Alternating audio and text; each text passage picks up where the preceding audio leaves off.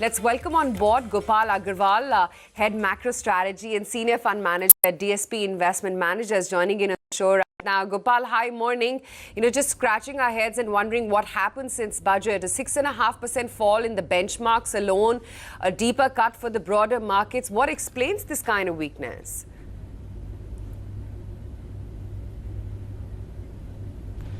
Good morning. The current weakness in market is primarily to the fact that the demand across the board, we are seeing some softness. Added to this, what we are witnessing, that there is still the benefit of a lower interest rate has not percolated into the system, because of which we are seeing the results so far reported by the corporate India is showing some kind of softness in demand, which is being reflected in price in the market. Sure. I would add that there is some tax on the FPI on related to the trust is also created some uncertainty to the taxation to the FII.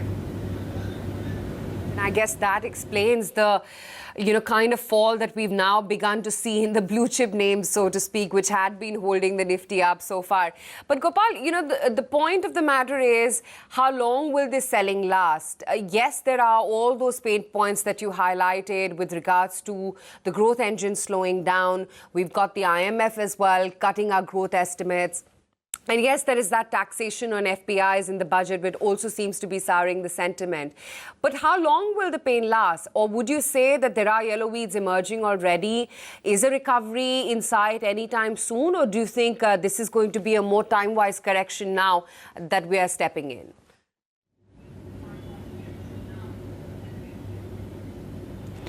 No, certainly we expect there will be certainly recovery in market, because the benefit of rate cut and improving liquidity will see through the economy in the next 3 to 4 months.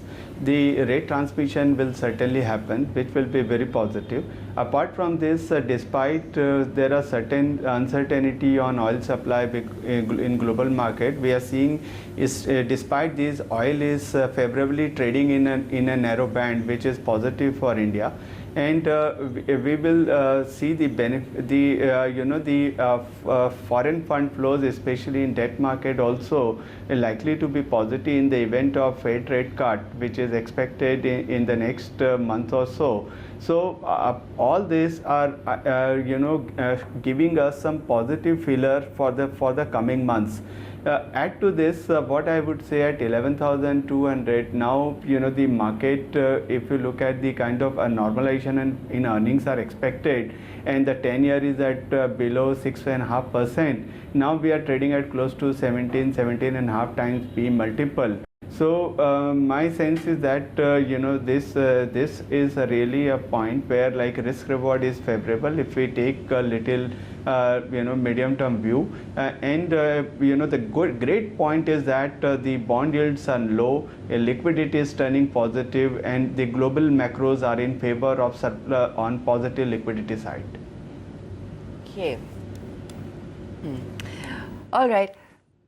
On that note, though, I mean, you've said that you'd be buying into staples, into retail, on dips. So, obviously, taking off from the point that you just mentioned, you are anticipating things to turn around. Talk to us about specific, pockets or names. I don't know if you're going to talk specific names there today, Gopal, but anything that's particularly looking attractive at lower levels and the kind of potential you also see on the upside going ahead.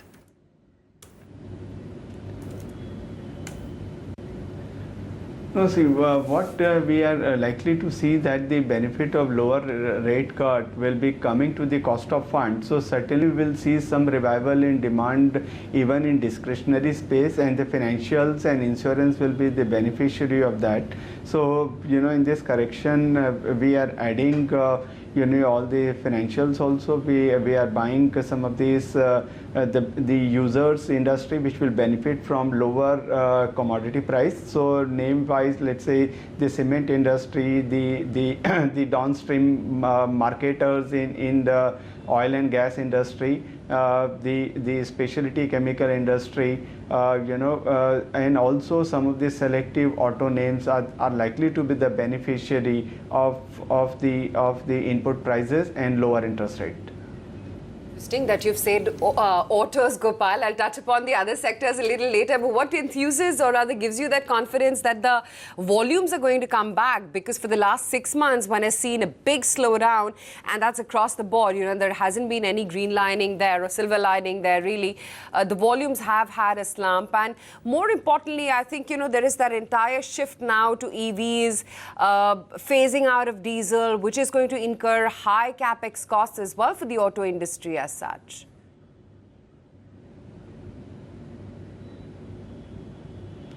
No, what you are all saying is really reflected in terms of the valuation, and now if you look at relative to the Nifty, the valuations have almost reached to the trough, and now many companies are offering 4.5 to 5% free cash flow to yield. So our sense is that we may now enter into a phase of time correction, and then as soon as there will be some revival in demand, which I expect that all the things which repo rate cut and positive liquidity will flow through in the next 3 to 4 months, which will coincide with the festive season. We may see some revival in demand actually. So that is what made me to buy in some names during this correction. Gopal, just this morning there were some interesting comments coming in by HDFC Bank Managing Director saying that there's no need for pessimism despite the slump that we're seeing in the economy, and that the NBFC crisis has seen a slowdown, but now the doom is over and we can only move up.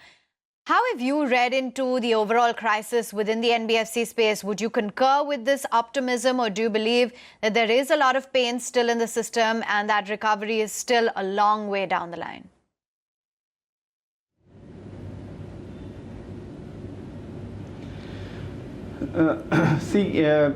The budget which was presented has not offered for any incremental near-term growth trigger actually.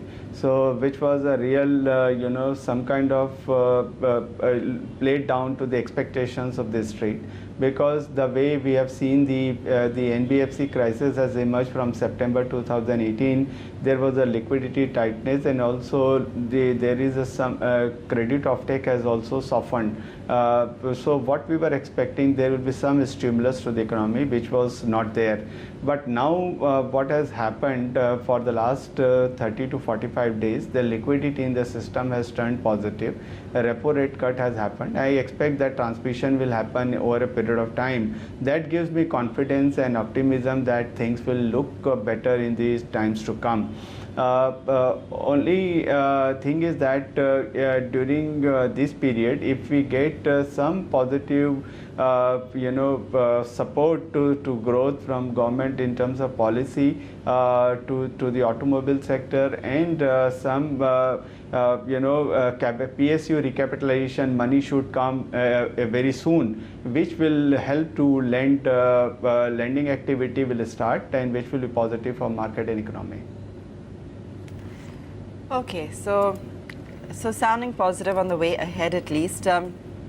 Within the cyclicals, you're only really looking at cement. Gopal, talk to us about, again, the outlook there, and also perhaps, whether infrastructure would be something on your radar as well.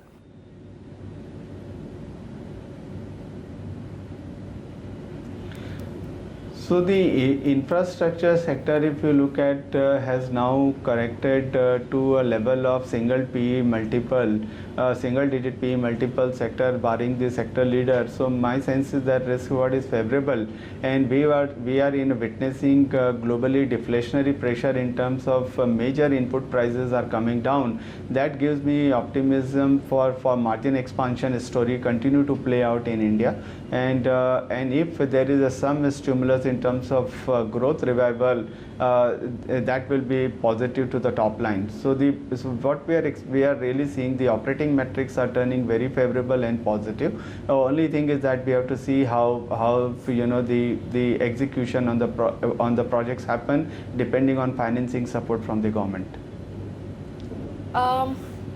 Gopal, what is it that you're doing with the traditional defensives, the likes of pharmaceuticals and IT? And I'll come to pharma in just a bit. But to talk about IT, would you say that easy money days are behind when it comes to IT and currency will not be much of a tailwind this year?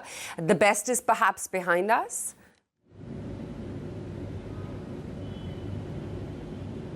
Yeah, I concur to that view that the worst of rupee depreciation is certainly behind, and we may see the rupee trading in a band which may be slightly negative for the sector. So the best is behind. That is clearly my view. Only point is that what is happening as still there are 2 to 3 months ahead when the liquidity benefit and interest rate cut will flow down to the economy, and so definitely in this period the large cap IT will support the downside actually. So that is where people are aligning to hold the IT in the portfolio. Right. In terms of pharma sector valuation, I would say this the sector has currently derated materially because of issues in US business. We are seeing in India still 8 to 10% top line growth. So in most of the pharmaceutical businesses are being supported primarily by the domestic business, and as soon as there will be some positive green shoots coming from US in terms of pricing and approval, you will see the individual stock will perform better. So risk reward is certainly favor in pharmaceutical, where valuations have now come to on an average 9 to 10 times EV to EBITDA. On a tactical basis, though, Gopal, would you say that more money should be allocated towards the broader markets, the mid and small caps, as opposed to large caps in, say, the next 2 to 3 years, if one has that kind of a longer time frame? Or would you say that this kind of strategy won't work? It's more case-by-case, individual, stock-specific basis investment that one would do?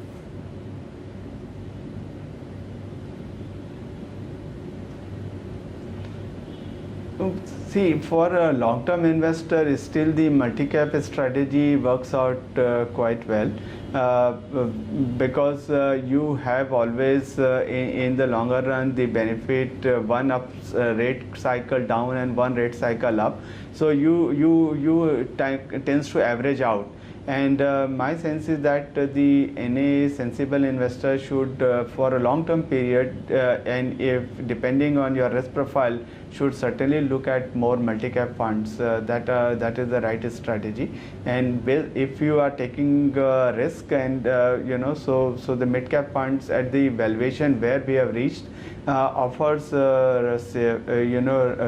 favorable risk reward at this juncture. Give us a sense as to what your outlook is when it comes to the overall liquidity situation. We've been talking about how that tax on the super rich has definitely made a lot of FPIs very circumspect on the Indian markets, and sentiment all in all seems to be on the downside. With recent downgrades as well coming in by IMF, do you believe that India as a destination among the emerging markets packet is slightly losing its sheen?